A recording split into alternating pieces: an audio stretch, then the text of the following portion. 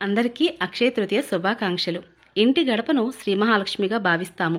కుటుంబ క్షేమంగా ఉండడానికి, సిరి సంపదలతో అష్టైశ్వర్యాలతో తొలతూగడానికి, వచ్చిన డబ్బు వృధా ఖర్చు అవ్వకుండా, నెగిటివ్ ఎనర్జీ ఇంట్లోకి రాకుండా కాపాడుతుంది ఇంటి ప్రధాన సింహద్వారం.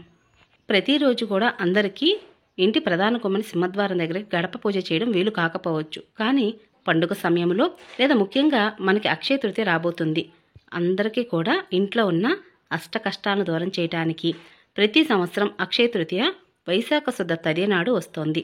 సంవత్సరం మొత్తం కూడా ఇంట్లో ధనధాన్యాలు వృద్ధి చెందడానికి, తిండికి బట్టకి లోటు లేకుండా ఉండడానికి, వ్యాపారంలో అభివృద్ధి చెందడానికి, ఇంటికి ప్రధాన గుమ్మమైన సింహద్వారం దగ్గర లక్ష్మీదేవి అమ్మవారికి ఇంట్లోకి ఆహ్వానిస్తూ అష్టైశ్వర్యాలను ప్రసాదించే అష్టలక్ష్మిగాను, సిరి సంపదలను ప్రసాదించే సిరి మహాలక్ష్మిగాను, వరాలను ప్రసాదించే వరమహాలక్ష్మిగాను లక్ష్మీదేవి అమ్మవారిని ఇంట్లోకి ఆహ్వానించి పూజించాలి. అలాగే సంపద అంటే ఒక్క లక్ష్మి మాత్రమే కాదండి. జీవన మనుగడ కోసం డబ్బు అవసరమే కాదనను.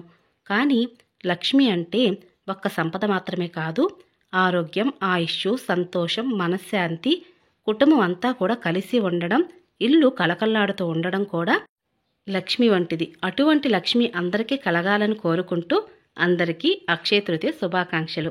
ఇంతటి విశేషమైన పర్వదినం ఈ 2025 సంవత్సరంలో ఏ తేదీన వస్తుంది? అలాగే అక్షయ తృతీయ రోజున మనందరం కూడా లక్ష్మీదేవి అమ్మవారిని ఏ సమయంలో పూజించాలి, గడప దగ్గర పూజ ఏ సమయంలో చేయాలి అనే విషయాలన్నీ తెలియజేస్తానండి. పూజా విధానం ఎక్కడ స్కిప్ చేయకుండా చివరి వరకు చూడడానికి ప్రయత్నించండి.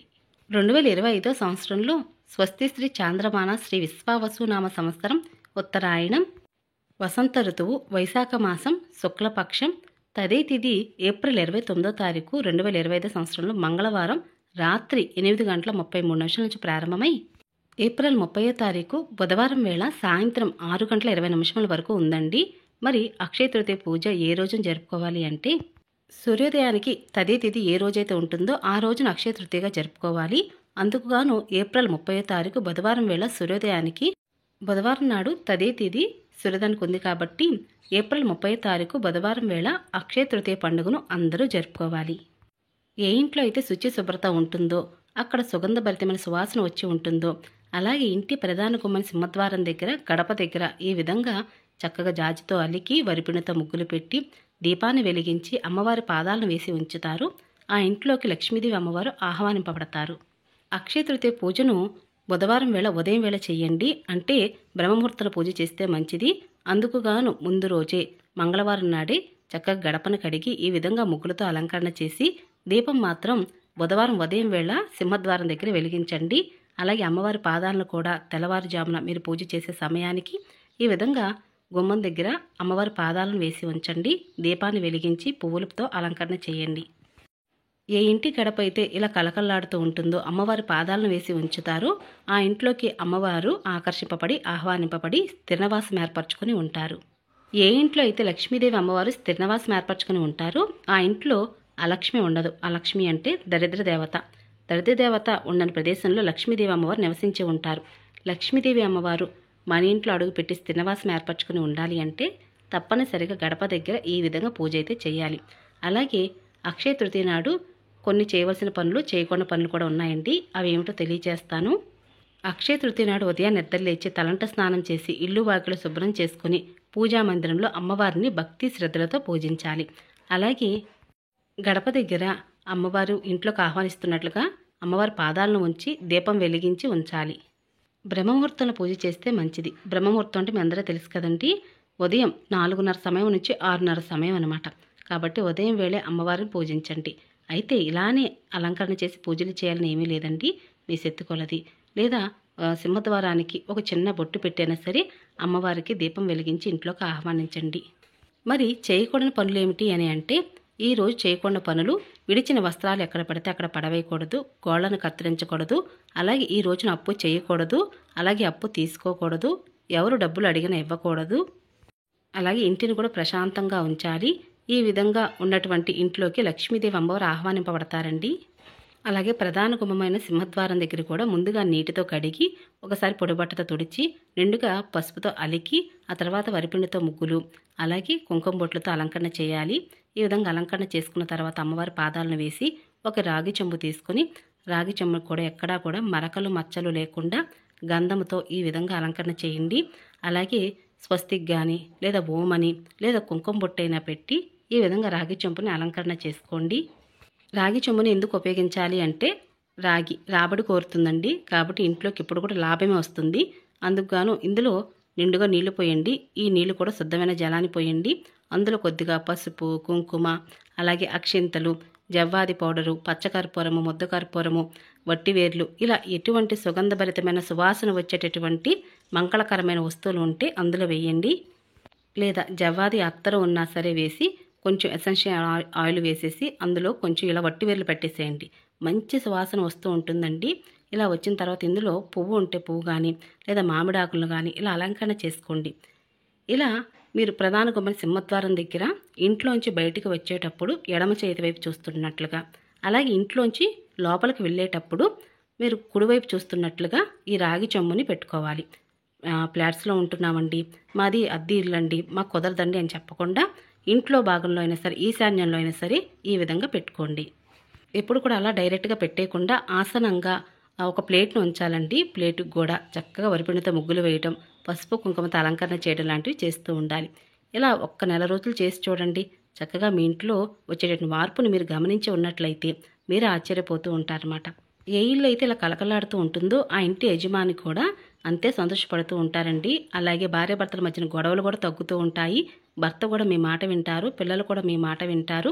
అంటే ఎప్పుడు కూడా స్త్రీ తన కుటుంబ క్షేమం కోసం ఏమైనా చేస్తూ ఉంటుంది. కాబట్టి ఇలాగా ఇల్లు ప్రశాంతంగా ఉండాలని కూడా కోరుకుంటూ ఉంటుంది. కాబట్టి ఇలా ఒక్కసారి చేసి చూడండి ఒక నెల రోజుల పాటు. మరి ఒకసారి ఒక గురువారం వేళ ఈ విధంగా పెట్టుకోండి. మళ్ళీ వచ్చే గురువారం నాడు ఆ చెంబులో నీళ్లు తీసి ఇల్లంతా కూడా వట్టి వేలతో ప్రోక్షణ చేయండి. మిగతా నీరుని పచ్చని చెట్టు మొదల్లో వేయండి. మళ్ళీ గురువారం కూడా ఇలా రాగి చెంబును శుభ్రం చేసుకొని ఎలా అయితే ఇందా పెట్టుకున్నామో ఆ విధంగా పెట్టుకోండి. ఈ విధంగా రాగి చెంబును పెట్టుకోవడం కోసం ఆచారం, ఆనవాయితీ అవసరం లేదు. ఎవరైనా సరే కుటుంబ క్షేమం కోసం పెట్టవచ్చు. ఇంటి గడప ఈ విధంగా కలకలాడుతూ ఉంటే ఆ ఇంట్లోకి లక్ష్మీదేవి అమ్మవారు ఎందుకు రాకుండా ఉంటారండి చెప్పండి? తప్పకుండా అమ్మవారు కూడా ఆకర్షింపబడి ఇంట్లోకి ఆహ్వానింపబడి మీ ఇంట్లో ఉన్నటువంటి కష్టాలన్నీ కూడా తీర్చాలని మనస్ఫూర్తిగా కోరుకుంటున్నాను. లక్ష్మీదేవి అమ్మవారు కమల పుష్పంలో పద్మాసనం వేసుకొని కూర్చొని ఉంటారు. కాబట్టి మీరు గడప ముందు ముగ్గులు వేసేటప్పుడు కమల పుష్పం వేయటం, లేదా కమల దీపాలను వెలిగించటం, లేదా మట్టి ప్రమిదల్లో కమల దీపాలు కూడా మనకి అవైలబుల్గా ఉంటాయండి. అలానూ వెలిగించవచ్చు. ఈ విధంగా ప్రతి శుక్రవారం వేళ, పండుగ వేళ ఈ విధంగా దీపారాధన చేయడం, గడప దగ్గర ముగ్గు పెట్టి అలంకరణ చేయడం లాంటివి చేస్తూ ఉండాలి.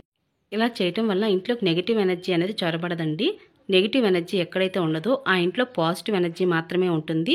పాజిటివ్ ఎనర్జీ ఉన్న ప్రదేశంలో ఇల్లు కలకల్లాడుతూ ఉంటుంది. మనశ్శాంతిగా ఉంటారు. ఒకరొకరు గొడవలు పడకుండా ఉంటారు. భార్యాభర్తల మధ్యన గొడవలు తగ్గుతూ ఉంటాయి. ఇంటి కుటుంబ సభ్యులందరూ కూడా సంతోషంగా ఉండి ఇల్లంతా కూడా కలకల్లాడుతూ ఉంటుందన్నమాట. ఈ విధంగా లక్ష్మీదేవి అమ్మవారిని ఇంట్లోకి ఆహ్వానిస్తున్నట్లుగా పాదాలు వేసి అమ్మవారికి తాంబూలం, పండ్లు లేదా అటుకులు, బెల్లమైనా సరే నైవేద్యంగా పెట్టి ఈ విధంగా గడప దగ్గర దీపం వెలిగించిన తర్వాతే ఇంట్లో అక్షయ తృతీయ రోజున లక్ష్మీదేవి అమ్మవారిని పూజించాలి.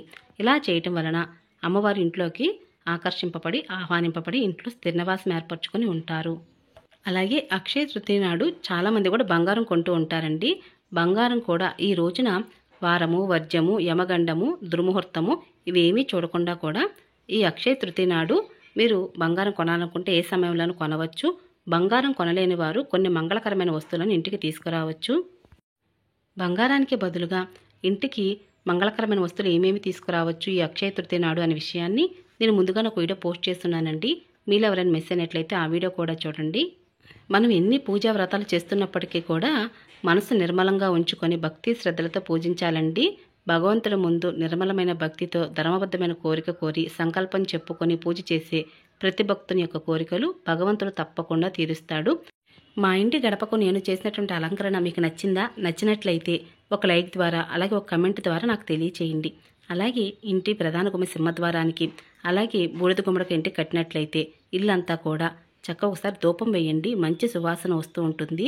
ఏ ఇంట్లో అయితే సుగంధభరితమైన సువాసన వస్తూ ఉంటుందో ఆ ఇంట్లో లక్ష్మీదేవి అమ్మవారు స్థిర నివాసం ఏర్పరచుకుని ఉంటారు. అలాగే ధనాన్ని భద్రపరుచుకునే ప్రదేశంలో కూడా ఈరోజు కొంచెం ధూపం వేయడానికి ప్రయత్నించండి. ధూపం వేసినప్పుడు జాగ్రత్తగా వేయండి. మరి ఈ పూజను ఉదయం వేళ పూజ చేయడం కుదరినప్పుడు సాయంత్రం వేళ చేయవచ్చునా అంటే చేయవచ్చండి. అక్షయ తృతీయ నాడు సాయంత్రం వేళ కూడా ప్రదోష సమయంలో అంటే సాయంత్రం సంధ్యా సమయంలో 6 గంటల సమయానికి ఇలా ఇంటి ప్రధాన గుమ్మడి సింహద్వారం దగ్గర దీపం వెలిగించి ఇంట్లోకి అమ్మవారిని ఆహ్వానించవచ్చు. ప్రదోష కాలంలో సింహద్వారం దగ్గర దీపం వెలిగించడం కూడా మంచిదండి. ఇక ఇదేనండి ఈరోజు పూజా విధానం. మీ అందరికి నచ్చింది, యూస్ఫుల్ అవుతుంది అనుకుంటున్నాను. మీకు కనుక పూజా విధానం నచ్చినట్లయితే తప్పకుండా పూజా వీడియో లైక్ చేసి, షేర్ చేసి, కమెంట్ చేయండి.